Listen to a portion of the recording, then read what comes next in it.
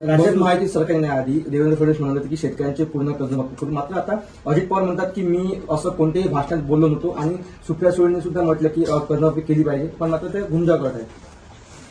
शेतकरी सगळ्यात मूर्ख आहे असं मी त्या ठिकाणी म्हणतो.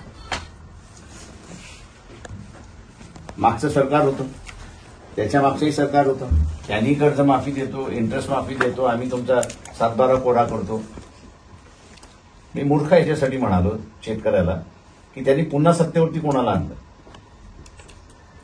आणि आता कशाला रडत बसलाय. शेतामध्ये तुम्ही जे पेरणार आहात तेच उगवणार आहे,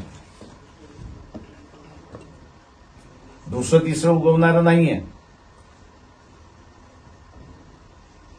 त्याच्यामुळे जे माफी करणारं सरकार नाही ते आता सत्तेमध्ये आल्यानंतर आम्ही माफी करणार नाही म्हणत असतील तर नवीन काही आहे. निसर्गाच्या नियमाच्या विरोधात तुम्ही जर वागणार असाल तर ते भोगावं लागतं. म्हणून शेतकऱ्यांनी ह्याचा पहिल्यांदा असणारा विचार केला पाहिजे. सत्य बोलल्यामुळे असणारे लोक मला शिव्या घालतील याची मला अजिबात पर्वा नाहीये.